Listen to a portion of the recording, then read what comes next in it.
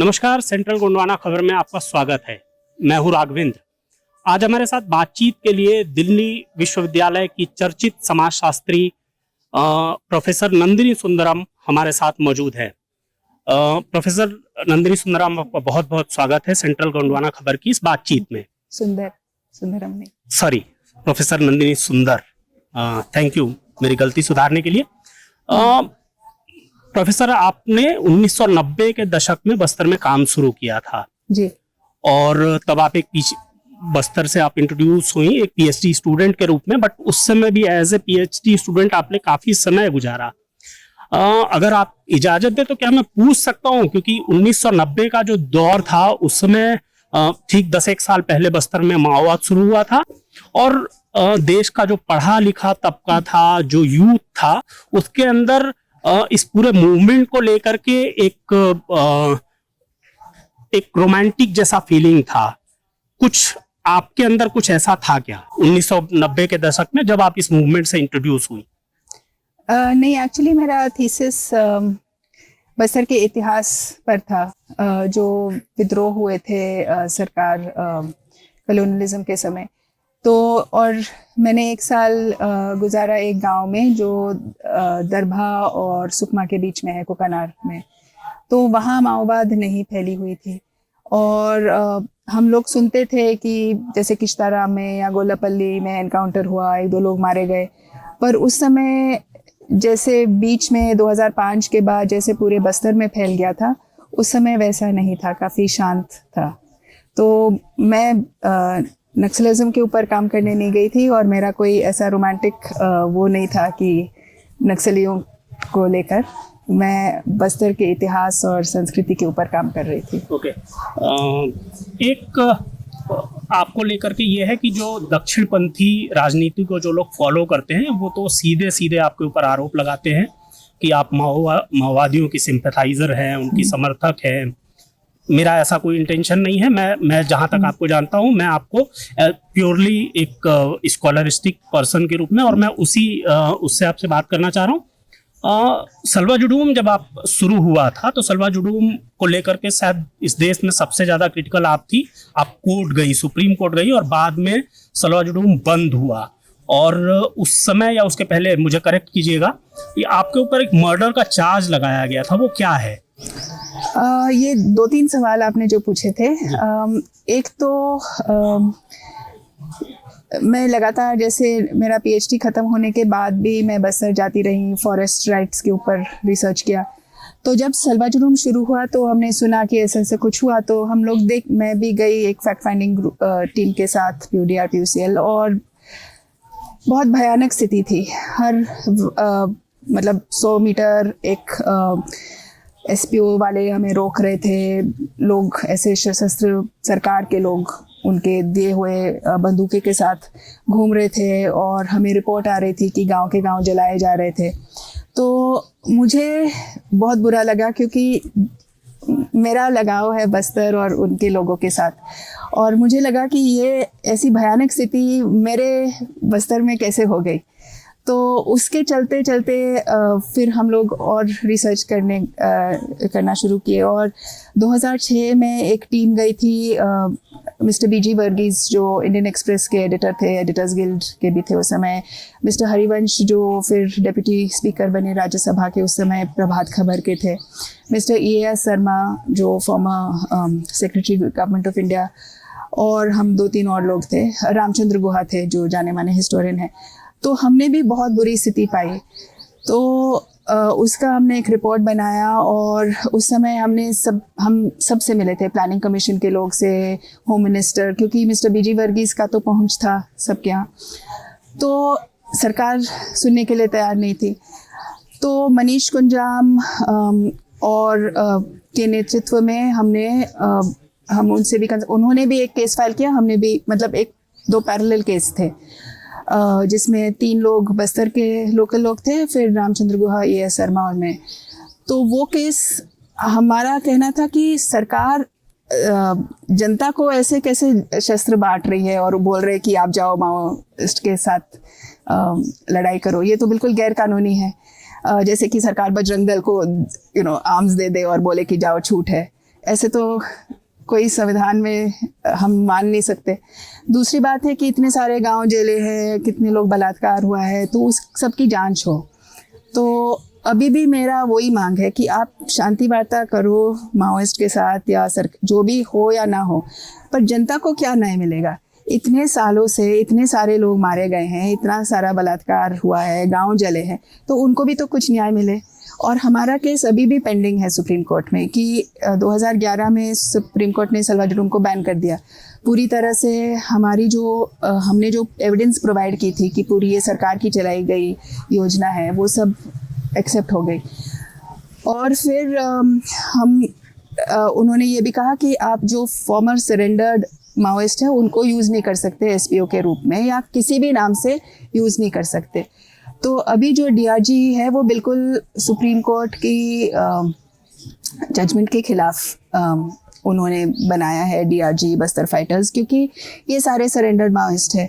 और supreme court का कहना था कि इनको भी अगर सरेंडर किए हैं तो उनको भी साधारण जीवन जीने का हक है। उनको दोबारा लड़ाई में धकेल कर उनको हमेशा के लिए एक फाइटर के रूप में इस्तेमाल करना, ये तो अच्छी बात नहीं है, क्योंकि अब सरेंडर हो गए तो शांति से जीने दो। दूसरी बात है कि क्योंकि वही सबसे ज़्यादा, एक तो उनमें भी गिल्ट है कि हमारे लोग के साथ हम जो ऐसे कर रहे हैं, तो वो थोड़ा ज़्यादा ही क्रूर है। मतलब सीआरपीएफ से ये ज़्यादा ही लोग को मारते हैं, अब्यूज़ करते हैं, तो गांव वाले भी ज़्यादा परेशान हैं इनसे, डीआरजी से। तो इसके कारण सुप्रीम कोर्ट का जजमेंट में साफ था कि एसपीओ डीआरजी ऐसे ये गैरकानूनी है। पर सरकार ने दूसरे ही दिन, मतलब अगले हफ्ते, एक एक्ट पास कर लिया और हम लोग उसके खिलाफ कंटेम्प्ट में गए हैं। 2012 में हमने कंटेम्प्ट फाइल किया, वो अभी भी सुनवाई नहीं हुई है। अभी 5 साल से कोई कोर्ट की हियरिंग नहीं थी, और अभी हाल में हियरिंग्स हो रही है, पर अब पता नहीं सर कोर्ट क्या करेगी जी। और ये जो मर्डर केस, हाँ जी। वो आप बता रहे, तो मर्डर केस ऐसा हुआ कि 2011 में 3 गांव जलाए गए थे। 2011 मार्च में 11 से 16 मार्च तक एक कलूरी का, उस समय के एसएसपी थे और आईजी बस्तर थे लेटर, तो उनके लीडरशिप में एक अभियान चला और ये 3 गांव उन्होंने जला दिया।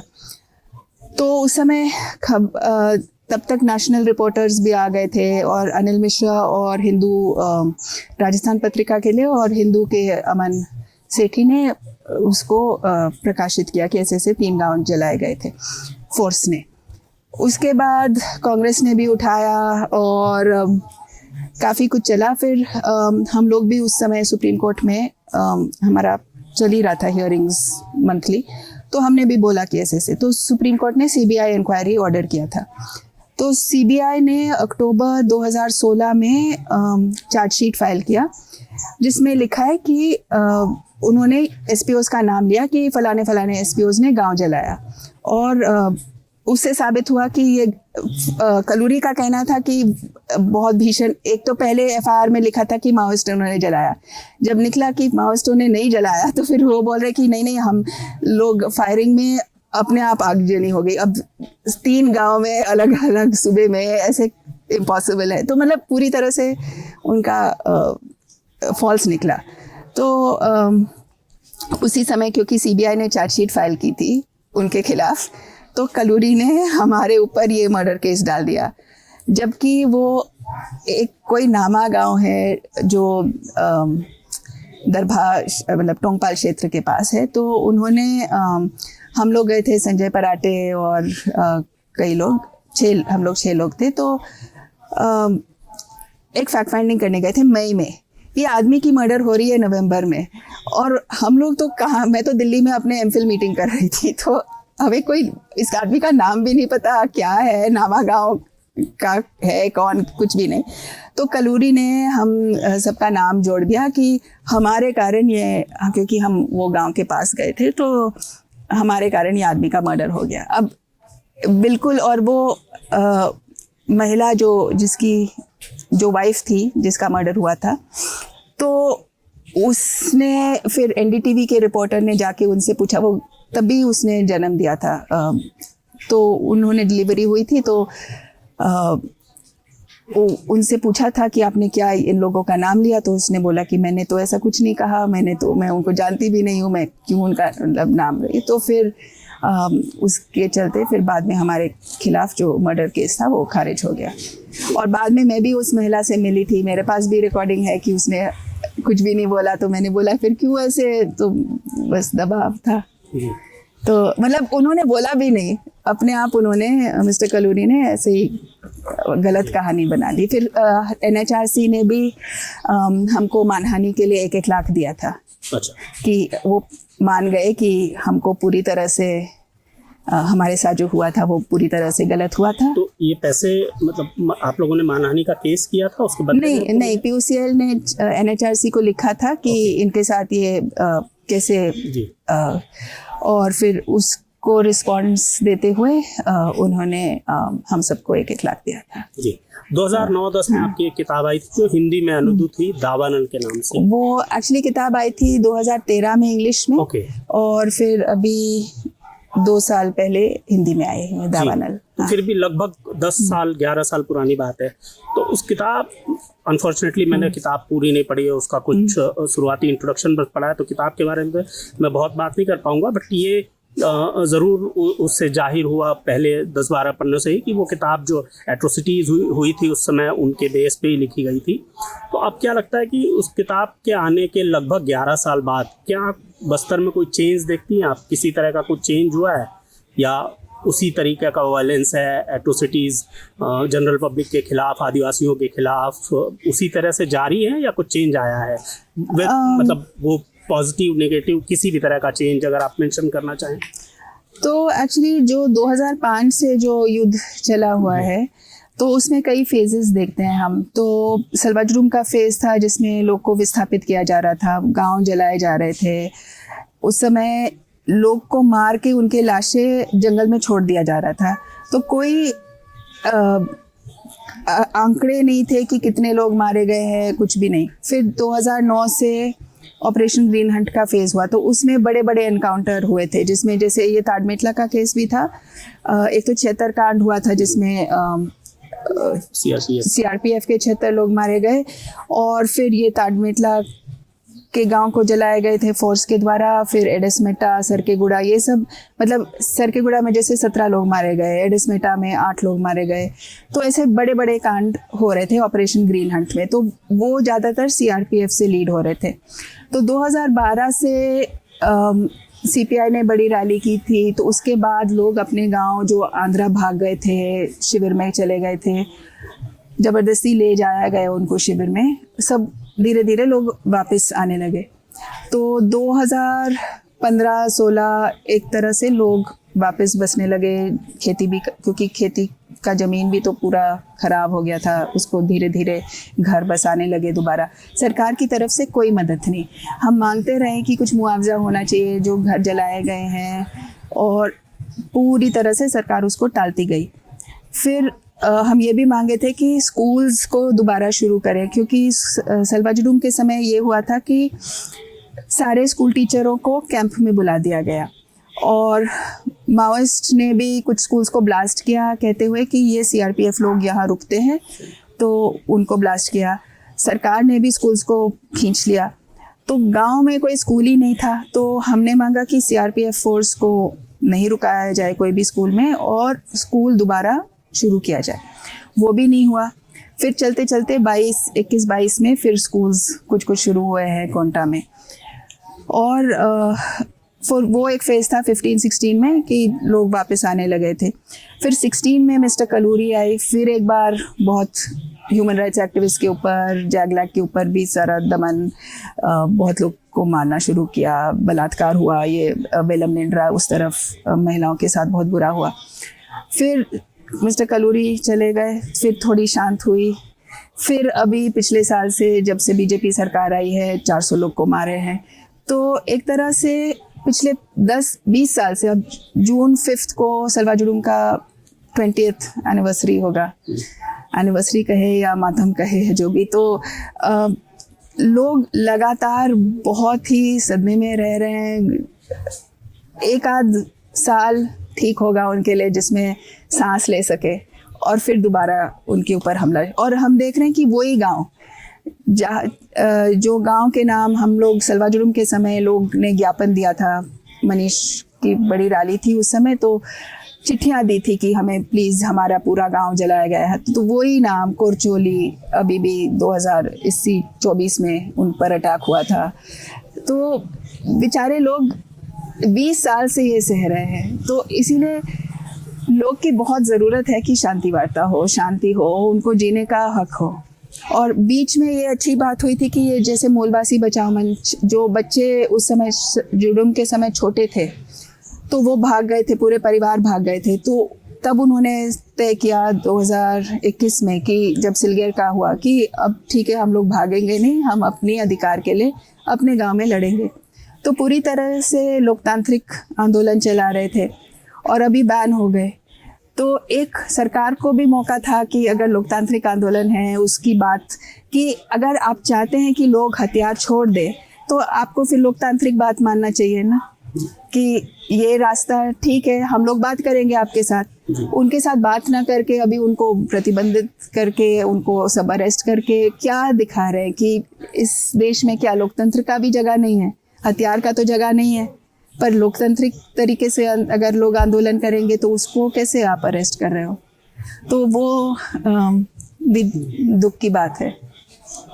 तो अब ये है कि ऑलमोस्ट 45 ईयर्स के बाद छत्तीसगढ़ में ये एक स्थिति तो आई है कि अब सरकार कह रही है कि हम तैयार हैं, बट वो किस तरह की तैयारी है समझ में इसलिए नहीं आ रहा क्योंकि नक्सली तो अपनी तरफ से कोई शर्त रख नहीं सकते जैसा वो कह रहे हैं, और अगर वो रखते हैं तो उसको उस पर उनका जो इतिहास है, नक्सलियों का जो इतिहास है, वो मानने लायक बात नहीं है कि आप कहें कि 1 महीने के लिए युद्ध विराम कीजिए या 2 महीने के लिए बात कीजिए, क्योंकि ऐसा जब भी पहले हुआ है तो ये देखा गया है कि वो लोग रीग्रुप हुए हैं, अपने आप को स्ट्रॉन्ग करने की कोशिश की और फिर से इंसिडेंट किए हैं। और अभी जो खासतौर पे छत्तीसगढ़ में जो हालत है उनकी, उसको देख करके तो नहीं लगता है कि ये इस तरह की किसी कंडीशन पे मानेंगे। हालांकि मांगे आ रही हैं कि उनका बहुत सारा कैडर है, मेरे ख्याल से 2 लोगों ने तो चिट्ठियाँ लिखी हैं कि सरकार अगर इस तरह से पहल करे तो हम बातचीत के आने के लिए तैयार हैं। लेकिन आपको लगता है कि सरकार अभी जिस तरह की खासतौर पे अब जिस तरह की सरकार है और जिस एग्रेशन से वो ट्रीट कर रही है उनको, वो लोग इस तरह की किसी कंडीशन के साथ टेबल पर बैठने के लिए तैयार होंगे? नहीं, मुझे नहीं लगता कि सरकार अभी बातचीत करने के लिए तैयार होगी, क्योंकि उनको लग रहा है, वो बोल रहे हैं ना कि 26 तक हम लोग ख़त्म। हालांकि वो कब से बोल रहे हैं, हर 2-3 साल बोल रहे हैं कि पहले तो बोल रहे हैं कि 26 तक ख़त्म, 20 तक ख़त्म, 12 तक ख़त्म हो जाएंगे। 2005 में बोल रहे थे कि 12 तक ख़त्म हो जाए, 12 से बोल रहे हैं कि 25 में ख़त्म हो जाएंगे, 25 में बोल रहे हैं 26 तक ख़त्म हो जाएंगे। तो जो भी शायद इस बार ख़त्म ही हो जाएंगे, मैं कह नहीं सकती। पर ये सरकार को स्पष्ट करना चाहिए कि क्या संविधान बचा है या नहीं, या ये देश में पूरी तरह अराजकता का रूल होगा। क्योंकि अगर आप कह रहे हैं कि वो लोग हथियार उठाए हैं और इसीलिए उनको तो आप भी तो पूरी तरह संविधान के खिलाफ जा रहे हैं ना। जैसे लोग को अरेस्ट भी कर सकते हो, उनको रिवॉर्ड के लिए मार रहे हो। ऐसे कई केसेस हैं कि बाद में आप घोषित करते हो कि फलाना इनामी नक्सली था। हमें कैसे पता कि वो सही में था, या आप रिवॉर्ड के कारण आप उसको इनामी नक्सली घोषित कर रहे हैं, जबकि आम गांव वाला भी हो सकता है। तो ऐसे भी एक तो वो है कि अरेस्ट करना चाहिए जिसको भी, पर दूसरी चीज़ है कि ठीक है, वार्ता भी हो जाए, नक्सली ख़त्म भी हो जाए, पर ये सारे 20 साल में जितने लोग मारे गए हैं, चाहे वो नक्सली के द्वारा मारे गए हो या सरकार के द्वारा, फोर्स के द्वारा मारे गए हैं, उनको क्या न्याय नहीं मिलेगा? क्या संविधान ख़त्म ही हो गया है कि आप इस देश में किसी को भी किसी भी हालत में मार सकते हो और आप बच जाओगे और पूरी तरह लोग भूल जाएंगे? जैसे दिल्ली में हुआ था 84 में, गुजरात में हुआ था 2002 में, पंजाब में हुआ था। क्या इस देश में लोगों का हक नहीं है कि वो संविधान के अंडर जी सके, और अगर मारे जाए तो उनको कुछ न्याय मिले? मेरे ख्याल से हमारा संविधान कहता है कि राइट टू लाइफ है, सब लोग का ज़िंदगी है, सब लोग का राइट है कि उनको गलत तरीके से ना मारा जाए, चाहे माओइस्ट मार रहे हैं या सरकार मार रही है। तो उनके लिए क्या न्याय होगा? वो तो सवाल तो रहेगा ही ना। चाहे माओइस्ट नहीं, माओइस्ट बोल सकते हैं कि हमें एमनेस्टी दो क्योंकि उन्होंने सारे फोर्स को मारा है, तो अगर वो मांगेंगे न्याय तो उनके लिए भी मुश्किल होगा। पर मेरा तो सवाल रहता है दोनों तरफ से कि जिसने आपने जिसको मारा उसका क्या हक है? क्या 20 साल है तो ख़त्म हो गया बस? तो मैं तो कभी एक्सेप्ट नहीं करूँगी कि बिना किसी न्याय का शांति हो सकता है। चाहे सरकार एक्सेप्ट करे, माओइस्ट एक्सेप्ट करे कि ये बात ख़त्म, और लोग भी क्योंकि वो शांति चाहते हैं कि ठीक है अब हो गया सो हो गया। पर ऐसा तो नहीं है कि कोविड के समय भी इतने सारे लोग मर गए, तो क्या हम एक्सेप्ट करते हैं कि हमारे जो परिवार वाले हैं ऐसे ही मर गए और हम उनके लिए गुस्सा नहीं होंगे कि ऑक्सीजन मिल सकता था? या हमें ज़िंदगी भर गुस्सा तो होगा ना। जब कोई हमारे मारे जाते हैं तो दुख तो होगा ना ज़िंदगी भर, चाहे सरकार कहे या माओइस्ट कहे, कोई भी कहे। हमारे लोग तो चले गए ना।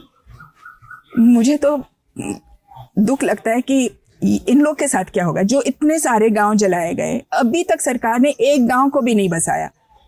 जो हमारे याचिकाकर्ता थे दूधी जोगा का, उसका पूरा घर जल गया अरलमपुल्ली में, और सरकार उसको 10,000 रुपए दे रही मुआवजा में, और वो भी नहीं दिया, उसको मिला भी नहीं।